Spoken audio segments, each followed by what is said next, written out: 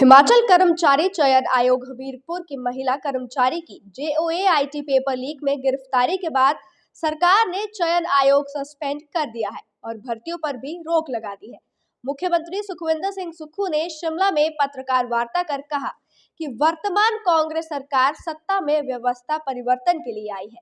नौकरियों में पिछले 5 वर्षों में व्यापक भ्रष्टाचार हुआ है, जिसे जड़ से खत्म करने की कांग्रेस सरकार की प्रतिबद्धता है और पूर्व की भाजपा सरकार में हिमाचल प्रदेश में पेपर लीक माफिया पनपा है और कहीं ना कहीं भाजपा सरकार इसके लिए सीधे तौर पर जिम्मेदार है और आने वाले समय में पेपर लीक माफिया को लेकर बड़े खुलासे भी होने वाले हैं।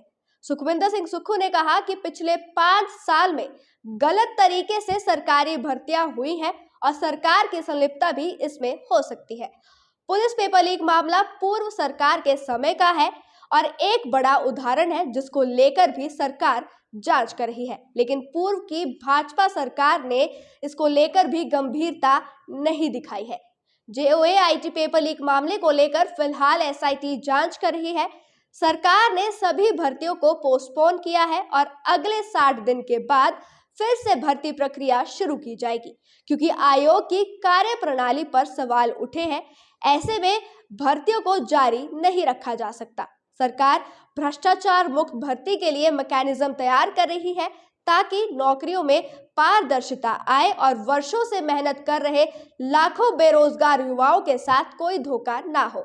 मुख्यमंत्री ने साफ दावा किया है कि हिमाचल में जीरो टॉलरेंस करप्शन फ्री सरकार देना कांग्रेस का वादा है और इसी दिशा में सरकार आगे भी बढ़ रही है। हमारी सरकार ने हिमाचल के युवाओं को विश्वास दिलाया था कि जितने भी घोटाले नौकरियों से संबंधित हुए हैं, हम जनता की अदालत में उसको लाएंगे। इसी दृष्टिकोण से 25 दिसंबर को JOA-IT का पेपर होना था। उस संदर्भ में जिन पर हमारे पुलिस विभाग ने नजर रखी हुई थी, हमें एक सुराग मिला और उस सुराग के आधार पर हम धीरे धीरे आगे बढ़े और जब हमारे पास पुख्ता सबूत हो गए, उसके आधार पर हमने अगली कार्रवाई की।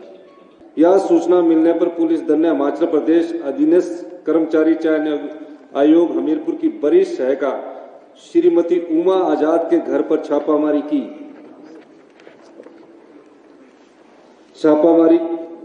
जहां की शिकायतकर्ता को प्रश्न पत्र सौंपने के लिए ले जाया गया था। छापामारी के दौरान वहां से प्रश्न पत्र बरामद किए गए और 6 आरोपियों को उनके घरों में गिरफ्तार किया गया।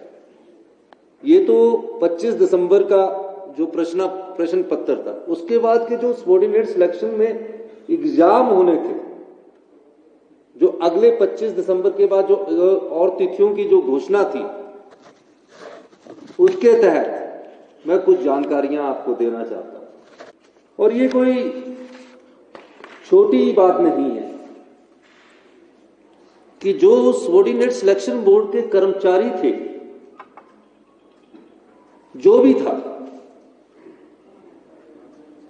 वो सब शंका के दायरे में आ गए।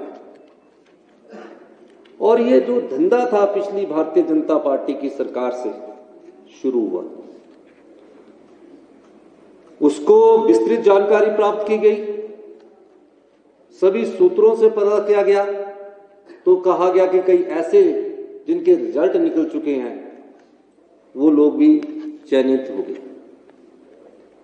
तो आगे की परीक्षाएं होंगी, हम उस पर अध्ययन कर रहे हैं कि किस प्रकार से ट्रांसपेरेंट तरीके से हिमाचल के 14 लाख युवा है जो अपने मन में एक सरकारी नौकरी का सपना सुजोए रखते हैं, हमेशा सोचते हैं कि पढ़ लिख कर हमें सरकारी रोजगार मिलेगा।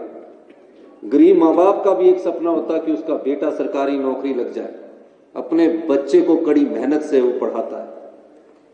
हमारी सरकार का दृष्टिकोण बिल्कुल साफ है, आने वाले समय में पारदर्शी तरीके से नियुक्तियां हो, कोई भाई भतीजावार ना हो, मेरिट को इग्नोर नहीं किया जाए, कोई रिश्तेदारी ना देखी जाए।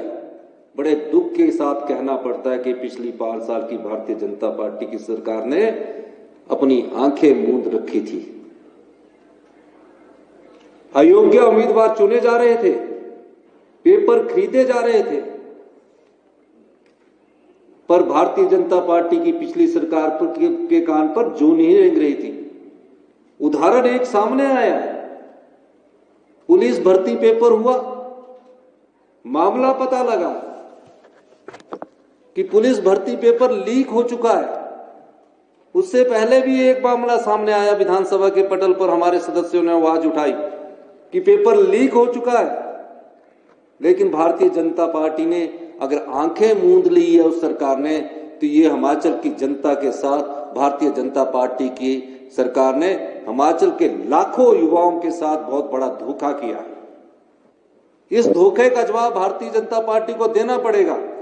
14 लाख युवा जो उस सरकार से आशा लगाए बैठे थे, उस आशा के अनुरूप उन्होंने कार्य नहीं किया है। इसलिए हमने फैसला किया है कि अगले 60 दिनों में पूरे भर्ती प्रक्रिया में पारदर्शिता लाई जाएगी और जो हम जो एग्जाम करवाएंगे वो पूरे पारदर्शिता तरीके से आगे लाएंगे। और जो भी पेपर लीक करने वाले सम्मिलित होंगे उनके तहत एक्ट में हम प्रोविजन देख रहे हैं कि कोई स्ट्रिक्ट एक्शन कैसे लिया जा सकता है, उस दृष्टिकोण से भी हम कार्य कर रहे हैं। इसलिए मैं आप लोगों से ये कहने आया हूं कि जो सरकार पिछली थी उस सरकार की भी गलतियां हैं। हम सारी जानकारी अभी और एकत्रित कर रही है, कुछ और सनसनीखेज जानकारियां हम आने वाले वक्त में आपके सामने लाएंगे। शिमला से नीरज डोगरा की रिपोर्ट।